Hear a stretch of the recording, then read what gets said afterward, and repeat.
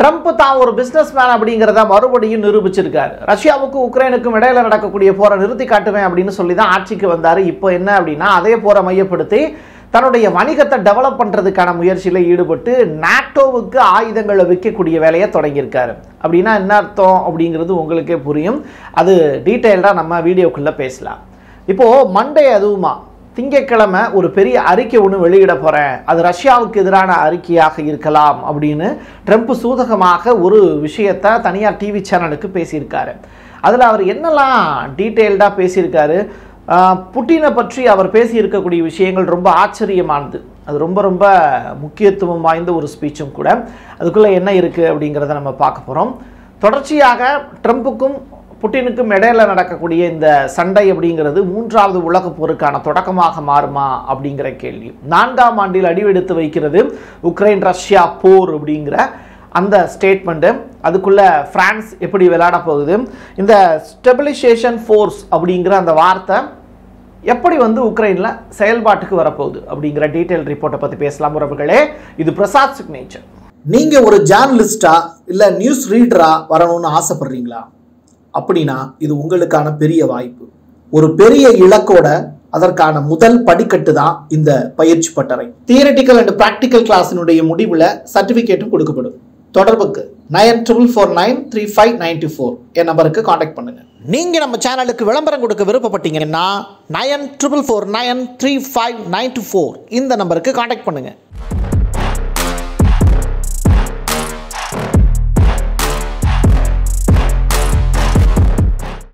ஒரு வீட்டில் ஒரு சண்டை நடக்குதுன்னு வச்சுக்கோங்களேன். அடிக்கிற மாதிரி அடிப்பாங்க, சண்டை போடுற மாதிரி சண்டை போடுவாங்க. அதுக்கப்புறம் டே வாடா நீ நானும் பங்காளிடா, இதுக்குள்ளே என்ன விஷயம் இருக்குது, வா வா சேர்ந்து போவோம் அப்படின்னு சொல்லிட்டு அப்படியே தட்டி கொடுத்துட்டு போயிடுவாங்க. அந்த மாதிரியான சுச்சுவேஷன் தான் உக்ரைனுக்கும் அமெரிக்காவுக்கும் இடையில இருக்கக்கூடிய நட்பு. காரணம் என்ன அப்படின்னா உக்ரைனில் அவ்வளோ கனிம வளங்கள் இருக்குது. அதை அப்படியே விட்டுட்டு போகிறதுக்கு அமெரிக்காவும் முட்டாள்கள் கிடையாது. இவ்வளவு நாட்கள் ஆயுதங்கள் கொடுத்துருக்காங்க, பணம் கொடுத்துருக்காங்க, டாலரை கொடுத்துருக்காங்க. ஸோ அவ்வளோ பெரிய விஷயத்தை செஞ்சுட்டு ஏமாந்துட்டு போகிறதுக்கு அமெரிக்கா என்ன முட்டாள்? அதுவும் ட்ரம்ப் ஒரு பிஸ்னஸ் மேன் விட்டுருவாரா என்ன?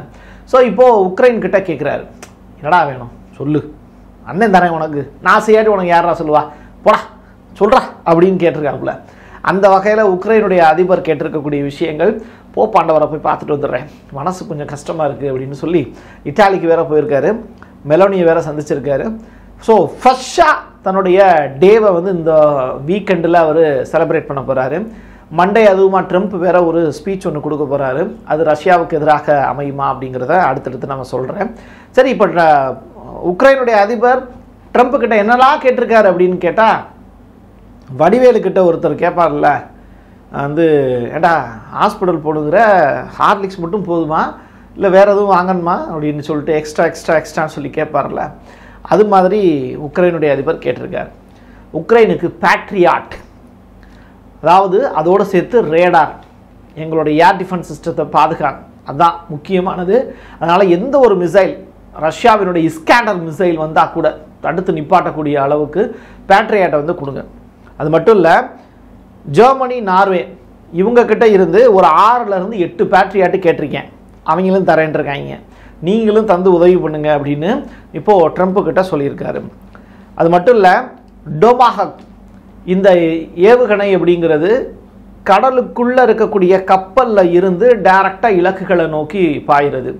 நீங்கள் ஈரான் இஸ்ரேல் வார் நடந்தப்போ அமெரிக்கா டைரக்டாக B2 பாம் போட்டாங்கல்ல, அதோடு சேர்த்து இந்த டொமாஹக் அப்படிங்கிற அந்த மிசைலையும் ஏவுனாங்க. சரியா? அந்த மிசைல் இப்போ ஈரானில் சோதனை செஞ்சதற்கு பிறகு இப்போது அதை யாருக்கு இப்போ ஏற்றுமதி பண்ணுறாங்கன்னா அமெரிக்கா உக்ரைனுக்கு ஏற்றுமதி பண்ணுறாங்க. இதுதான் ரொம்ப ரொம்ப இம்பார்ட்டண்ட்டு. அதே நேரத்தில் வேற என்ன வேணும்? ஏன்டா ஹாஸ்பிட்டல் போனால் மட்டும் போதுமா, ஹார்லிக்ஸ் வாங்கினா மட்டும் போதுமா, கையில் ஒரு பணம் கணம் கொடுத்துட்டு வர, ஆமாண்ணே ஒரு 500 ரூபா தேவைப்படுது அப்படின்னு வடிவேல்கிட்ட அவன் கேட்குற மாதிரி க்ரூஸ் கொத்து ஏவுகணைகளை கொடு. தடை செய்யப்பட்ட ஏவுகணை தான். ஒரு அதிபர் இன்னொரு அதிபர்கிட்ட கேட்குறான், என்னென்னா தடை செய்யப்பட்ட ஆயுதத்தை எனக்கு கொடு அப்படின்னு சொல்லி கேட்குறாப்புல.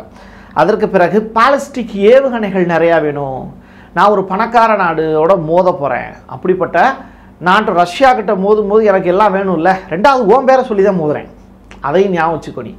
அப்போது உன்னைய பார்த்து அவன் பயப்படணும்ல, அமெரிக்கா மேடு ஏவுகணை அப்படிங்கிறத பார்த்து பயப்படணும்ல, அப்படிப்பட்ட ஏவுகணையை கொடு எனக்கு அப்படின்னு சொல்கிறாங்க. அது மட்டும் இல்லை 1400 கிலோமீட்டர். இப்போ நான் மாஸ்கோவுக்கே போய் வந்து ஒரு அட்டாக் நடத்தணும், அவங்களுடைய தலைநகரத்தையே அட்டாக் பண்ணணும், அப்படிப்பட்ட ஒரு தாக்குதல் நடத்தினா தானே ரஷ்யா பயப்படுவாங்க. அப்போது 1400 கிலோமீட்டர் தாண்டி போகக்கூடிய மிசைலை எனக்கு கொடு, இதுதான் வந்து ட்ரம்ப்புக்கிட்ட உக்ரைனுடைய அதிபர் ஜெலன்ஸ்கி கேட்டு இருக்கக்கூடிய விஷயங்கள். இதெல்லாம் கிடைக்குமா அப்படின்னு கேட்டால் வாய்ப்பு இருக்கு ராஜா. சரி, அண்ணனுக்கு நிறையா செலவு இருக்குது, அதனால் எல்லா நாடுகளும் வரியை கொண்டு வந்து கொடுங்க அப்படிங்கிற அளவுக்கு ட்ரம்ப்பு மற்ற நாடுகள்கிட்ட வரியை வந்து விதிச்சிருக்காரு. குறிப்பாக எக்குக்கு வந்து 50% வரி. இப்போ கனடா, பக்கத்து நாடான கனடா தன்னுடைய ஒரு மாகாணமாகவே அதை நினச்சிக்கிட்டு இருக்காரு ட்ரம்ப்பு. ஆனால் அங்கே ஒரு அதிபர் இருக்கார், அப்படிப்பட்டவர் வந்து இப்போது 35% வரி வந்து கனடாவுக்கு விதிச்சிருக்காரு. ஆட்சிகள் மாறலாம், காட்சிகள் மாறவில்லை அப்படிங்கிற அடிப்படையில் இப்போ கனடாவுக்கு மறுபடியும் வரி விதிச்சிருக்காரு. மெக்சிகோவுக்கு மட்டும் வரி விதிக்கிறத நிப்பாட்டி வச்சிருக்காரு, ஏன்னு தெரியல. கூடிய விரைவில் அந்த நாட்டுக்கும் வரி விதிப்பதற்கான வாய்ப்புகள் இருக்குது. ஸோ ட்ரம்ப் வந்து வரி விதித்தே வாழ்ந்து விடலாம் அப்படிங்கிற நினப்புக்கு வந்துட்டார். என்பிசி அப்படின்னு சொல்லிட்டு ஒரு நியூஸ் சேனல் ட்ரம்ப்புக்கு ஃபோன் போடுறாங்க. இந்த மாதிரி ஒரு டெலிஃபோன் கால் ஒரு ரெக்கார்ட் பண்ணுறோம், நீங்கள் வந்து ஒரு ரிப்போர்ட் ஒன்று கொடுக்க முடியுமா அப்படின்னு. பரவாயில்ல கேளுங்க, யார் கேட்குறா, ஓகே ரிப்போர்ட்டர்ஸ், அவங்க கொஸ்டின் இஸ் யூவர்ஸ் அப்படின்னு சொல்கிறாரு. ஆனால் ரிப்போர்ட்டரும் வந்து அடுத்த 2 வாரம் உக்ரைனுக்கும் ரஷ்யாவுக்கும் இடையிலான போர் வந்து எப்படி நகரப்போகுது அப்படிங்கிறது தான் ஃபஸ்ட்டு கொஸ்டின். அப்போ ட்ரம்ப் சொல்கிறாரு, நிச்சயமாக அடுத்த 2 வாரம் அப்படிங்கிறது உலகத்துக்கு நான் சொல்ல விரும்புகிறேன், 2 வாரங்கள் உக்ரைன் ரஷ்யா போரில் வந்து ஒன்று முடிவெட்டும், இல்லாட்டி நான் முடிவு கட்டுவேன் அப்படிங்கிற ஸ்டேட்மெண்ட்டை சொல்லியிருக்காரு. இன்னொரு புறம் ரஷ்யா குறித்து ஒரு முக்கிய அறிக்கை ஒன்றை நான் வர்ற திங்கக்கிழமை வெளியிட போகிறேன் அப்படிங்கிற ஸ்டேட்மெண்ட்டை என்பிசிக்கு வந்து டெலிஃபோன் கால் மூலிமா நியூஸை வந்து பரப்புகிறாரு. சரி, இந்த முக்கியமான அறிக்கைன்னு சொல்கிறாங்களே, அதில் என்னெல்லாம் இருக்க போகுது அப்படின்னு யுஎஸ் காங்கிரஸ் சபையில் இருக்கக்கூடிய செனட் சிண்டிகேட் உறுப்பினர்கள் இருக்காங்கல்ல, அவங்கக்கிட்ட வந்து என்பிசி வந்து விசாரித்து அதையும் அறிக்கையாக கொடுத்துருக்காங்க. அதில் அவங்க சொல்லியிருக்கக்கூடிய விஷயம், ரஷ்ய அதிபர் புட்டின் மீது ட்ரம்ப் கடுமையான அதிருப்தியில் இருக்கிறார் அப்படிங்கிற ஸ்டேட்மெண்ட் தான் ஃபஸ்ட்டு ஃபைல் பண்ணியிருக்காங்க. அமெரிக்காவினுடைய செனட் சபை கடுமையான தடை மசோதா ஒன்றை ரஷ்யா மீது விதிக்கப் போகிறது. ரஷ்யா கிட்ட ஏற்கனவே வந்து சொத்துக்கள் எல்லாம் முடக்கி வச்சுருந்தாங்கல்ல, அதை ரிலீஸ் பண்ணாமல் தடுக்க போகிறாங்களா, இல்லை அதை அப்படியே உக்ரைனுக்கு டிரான்ஸ்ஃபர் பண்ண போகிறாங்களா, அதற்கான மசோதா நிறைவேற்ற போகிறாங்களா தெரியாது. ரஷ்யாவினுடைய வங்கிகள், அவங்களுடைய பணம் போட்டிருக்கக்கூடிய வங்கிகள் வேர்ல்டு வைடாக இருக்குது.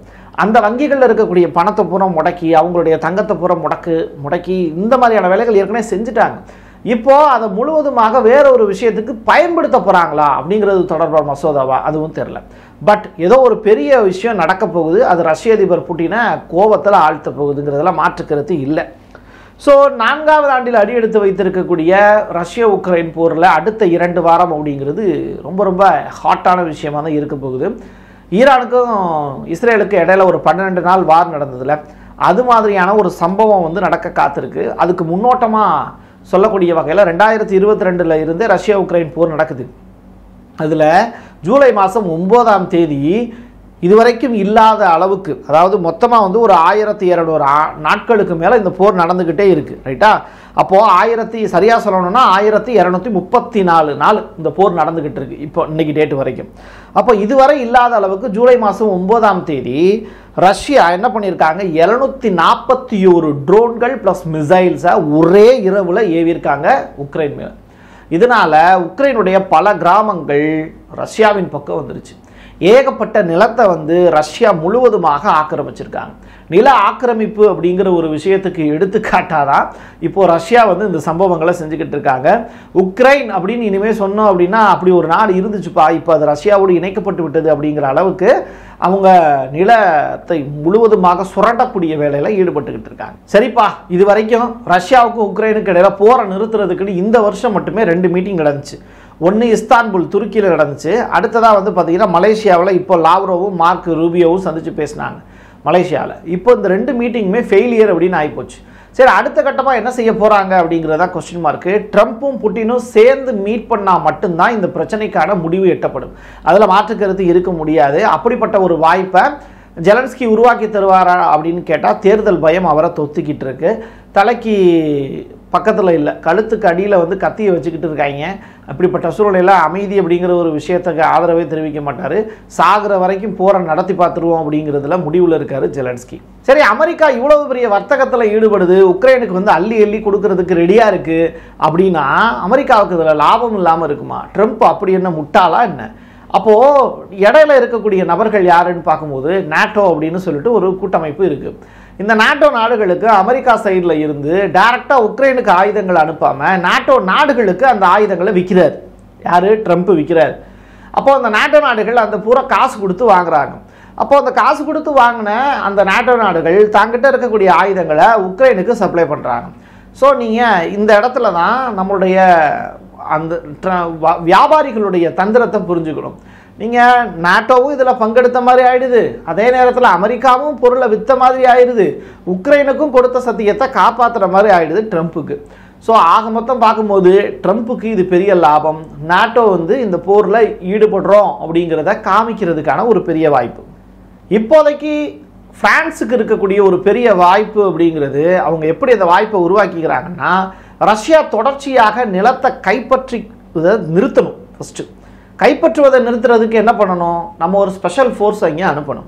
அப்போது பிரான்ஸினுடைய ஃபோர்ஸ் எப்படி வடகொரியாவினுடைய ஃபோர்ஸ் ரஷ்யாவுக்கு ஆதரவாக வருதோ, அதே மாதிரி பிரான்ஸினுடைய ஸ்டெபிலைசேஷன் ஃபோர்ஸ் அப்படிங்கிற ஒரு டீம் ஒன்று உருவாக்குறாங்க. ஜஸ்ட் ஒரு டீம், அவ்வளோதான். அந்த டீமை ஒன்று உருவாக்கி அதை வந்து பார்த்திங்கன்னா ரஷ்யாவினுடைய எந்த எல்லையில் உக்ரைன் ஸ்டார்ட் ஆகுதோ அந்த இடத்துல வந்து பார்த்திங்கன்னா இந்த ஃபோர்ஸை வந்து நிப்பாட்ட போகிறதா தகவல் வெளியாகிருக்கு. ஸோ உக்ரைனுடைய நிலம் மேலும் பறிபோகாத வகையில் ஒரு ஸ்டெபிலைசேஷன் ஃபோர்ஸை அந்த இடத்துல இறக்குறதுக்கு பிரான்ஸ் வந்து இப்போ முயற்சி எடுக்கிறாங்க. ஸோ நாட்டோவில் அங்கத்தினராக இருக்கக்கூடிய பிரான்ஸ் முன்வைக்கக்கூடிய அடுத்த ஸ்டெப்பு இதுதான். தொடர்ச்சியாக 300 to 500 மில்லியன் டாலர் அளவிற்கு உக்ரைனுக்கு நிதி உதவி செய்யப்படும் அப்படின்னு அமெரிக்கா அறிவிச்சிருக்காங்க. இது பத்தாவதுக்கு இத்தாலியில் மெலானியை போய் சந்திச்சுட்டு ஒரு மெகா பிளான் வந்து போப் மூலிமா போடுறாரு. கிறிஸ்தவ நாடுகள் எல்லாத்தையும் ஒன்றிணைக்கக்கூடிய ஒரு பெரும் திட்டத்தை ஜெலன்ஸ்கி கையில் எடுக்கிறார். ஸோ போப்பை போய் சந்தித்ததற்கு பின்னாடி அவருக்கு இருக்கக்கூடிய ஒரு ரகசிய திட்டம் என்ன அப்படின்னா, யூகே, யூஎஸ், அதோடு சேர்த்து இந்த பிரான்ஸ், இந்த நாடுகள் எல்லாமே ஒரு குறிப்பிட்ட மதத்தை ஃபாலோ பண்ணக்கூடிய நாடுகள். அப்போ இவங்க எல்லாத்தையும் ஒருங்கிணைக்கிறது யாருன்னு கேட்டால் போப், இட்டாலி, ரோம். ஸோ இந்த கனெக்டை வந்து சரியாக பயன்படுத்தணும் அப்படின்னா நம்ம தப்பிச்சுக்கலாம் அப்படின்னு ஜெலன்ஸ்கி திட்டம் போடுறாரு. அந்த அடிப்படையில் தான் இப்போ புதிதாக தேர்ந்தெடுக்கப்பட்டு இருக்கக்கூடிய போப்பையும் அவர் நேரடியாக போய் சந்தித்து பேச்சுவார்த்தையில் ஈடுபட்டிருக்கார் அப்படிங்கிற தகவல் வெளியாயிருக்கு. கடைசியாக ரஷ்யாவினுடைய எச்சரிக்கை என்ன தெரியுமா? நாட்டோவை விட்டு விலகிரு, அவங்க கூட கூட்டு சேராத, தனியாக நெல்லு, நான் அவனை விட்டுறேன். இன்னமும் உக்ரைனில் இருக்கக்கூடிய மக்களை என்னுடைய மக்களாக நான் நினைக்கிறதுனால தான் அவங்கெல்லாம் வாழ்ந்துக்கிட்டு இருக்காங்க அப்படின்னு ரஷ்யா கடைசியாக ஒரு எச்சரிக்கை ஒன்று விடுக்கிறாங்க. அதோடு சேர்த்து ரஷ்யாவினுடைய செய்தி தொடர்பாளர் ஒரு ஸ்டேட்மெண்ட்டை சொல்கிறாரு. மண்டே என்ன பெரிய மண்டே, அவர் அறிக்கை வெளியிடுற போகிறாரு அப்படின்னு சொல்லிக்கிட்டு இருக்காங்க. வி ஆர் வெயிட்டிங் அப்படின்னு விஜய் பாடியில் ரஷ்யாவினுடைய செய்தி தொடர்பாளர் பேசியிருக்காரு.